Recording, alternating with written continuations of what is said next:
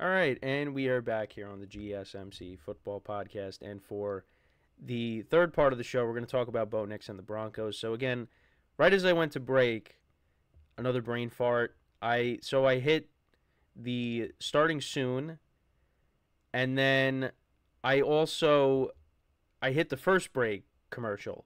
So that was great. But then we ended up straightening it out. But I don't know what's going on with me today. But we're going to talk about Bo Nix now, the other rookie quarterback here. And he's also looked good in the preseason. So these are his preseason stats so far. And, I watched, some videos, whether it was on NFL Live or, listening to Chris Sims, Albert Breer as well. I mean, they all are speaking very highly on Bo Nix, and they think, he's ready to go. And, Sean Payton, he hasn't really made a decision yet. We're still waiting on that, but it does look like Bo Nix could be the starter week 1. And, going through the Broncos, as we, progress through, mini camp, training camp, now the preseason, we just really didn't know. At the beginning, I was like, I guess, Jared Stidham could be the starter week 1, but that might not be the case. We might be seeing Bo Nix right away. And now, look, when it comes to all the quarterbacks, and I'm going to say it again, it is the preseason. Like, I know Caleb Williams made a couple of nice plays in his debut, and I highlighted that yesterday. But the only way we're truly going to be able to evaluate these quarterbacks is when they go up against first-string defenses. Now, the Broncos, they take on the Seahawks in Seattle. That is not an easy place to play at. Now, the Seahawks, it's a new era for them because Pete Carroll is no longer there. You got Mike McDonald over from the Ravens, who was a very good defensive coordinator. He's now the head coach. But that's a tough place to play. And that's where Bo Nix is going to be making his first start. If he is named the starter, of course. Anthony Manzano in the chat. Good to see you. He said, when I heard that interview from Tua, I felt like he took shots that were not necessary at Flores because he said Flores was way too harsh on him when he was a rookie. Yeah. I did talk. Yeah. So I talked about that at the start, and it's just I think really what it comes down to is his coaching style. His philosophy was be tough on the players, and that should motivate them to do well in games. And I guess Tua and other players did not respond to that. Whereas you have Mike McDaniel, who's more of just, hey, I'm going to do everything I can to make sure you're in the best situation. You're great at what you do. And with the organization, they showed it by giving him that big contract. So, yeah, you might look at it as it's not necessary to do that, but the reporter asked him a question, and that's how he answered it.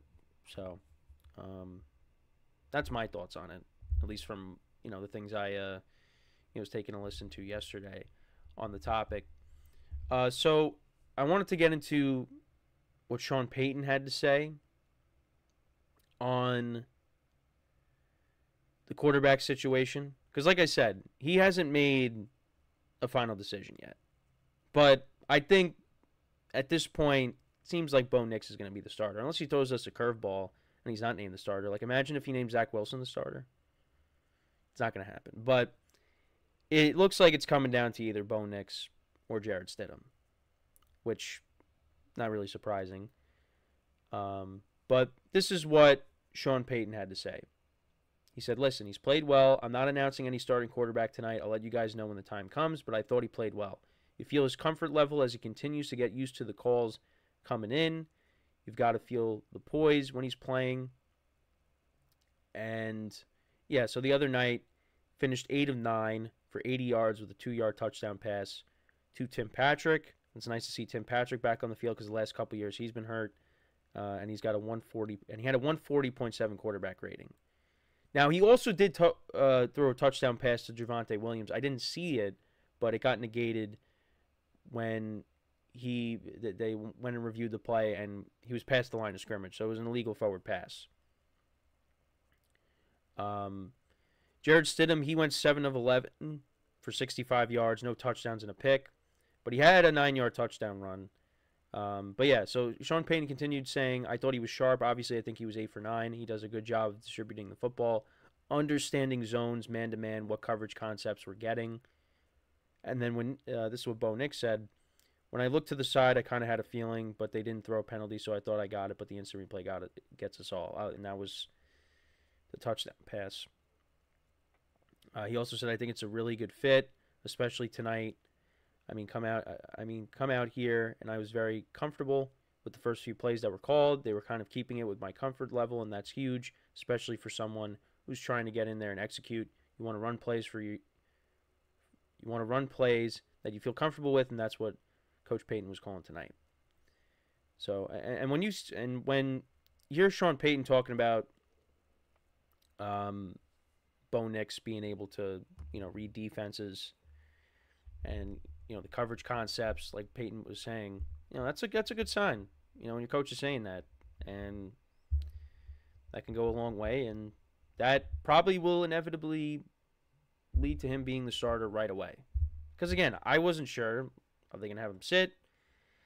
Is he going to, be the third? I think at one point he was like the third quarterback on the depth chart. So you just really didn't know. And I don't really expect the Broncos to be very good this year. But that's just me. But, if Bo Nix could carry what he's doing into the preseason over to the regular season, maybe the Broncos win a couple more games than what I imagined, what I had them originally. Anthony says in the chat, talking about Brian Flores, he is a Belichick disciple. Yes, that I also did bring that up to the coaching tree, because it's not very good. Because you have Brian Flores, you got Matt Patricia, Josh McDaniels, Joe Judge, Bill O'Brien. It's not great. It's not great. So, I guess the best one out of the group was Bill O'Brien. But, look what happened with him after he traded DeAndre Hopkins. Texans fell off. So, and this is just from, the NFL. Because, obviously Bill O'Brien, was a coach and, spent some time in college as well. But I'm just looking at it from, the Patriots. But the coaching tree for Belichick is not great. And it's weird because the amount of winning that he did. But I don't want to get into this whole Tom Brady, Bill Belichick discussion, but, that's kind of look at Brady and you say, maybe kind of leans more towards your way as opposed to it being a balance. But that's a separate discussion. I don't know. With the Broncos, back to the Broncos, I don't know. Do the Broncos right now have enough around Bo Nix this year where they can, maybe make a little bit of noise? I don't know. I don't think so. They still got Cortland Sutton. So, you still have a number one receiver, but, they traded away Jerry Jeudy. I'm guessing Marvin Mims is going to play more of a role on this team. They did draft a receiver. I forgot about that. Troy Franklin they drafted. Is Tim Patrick making the team? Because I don't know. I was hearing that maybe he was on the bubble, but who knows? He might still be on the team. They brought in Josh Reynolds. The running back, I don't think the running back situation is bad. You hope Javonte Williams, another year removed from the torn ACL, that, he can get back to how he was before the injury. Still got Samaje Perine. Jaleel McLaughlin was a decent player for him last year. You have Adam Troutman, who's the number one tight end, at least on the ESPN depth chart. Greg Dulcich. Yeah, I don't know. We'll have to see. We'll have to see. I mean, it definitely is lacking, but like I said, there were reports that Sutton could have been traded too. So I mean, they got some young receivers there, some veterans, but we'll see. But it looks like he's going to be the starter. So, and I think he's definitely earned it the way he's been playing. And when you got the coach speaking highly of him, now he hasn't made an official decision, but that might be where we're going, is towards him being the starter. So, I'm not going to be surprised if that ends up being decided before the next preseason game. But maybe Sean Payton is going to wait till after the third preseason game, because I'm guessing all three quarterbacks are going to play again, and then he'll make a decision after that. That's my guess, but again, what do I know? I just know it's probably not going to be Zach Wilson. So anybody that was hoping for Zach Wilson to be the starter, it's probably not going to happen. Sorry. So, but yeah, let me know what you guys think though on Bo Nix as well. I mean, listen, this rookie quarterback class has a potential to be great. So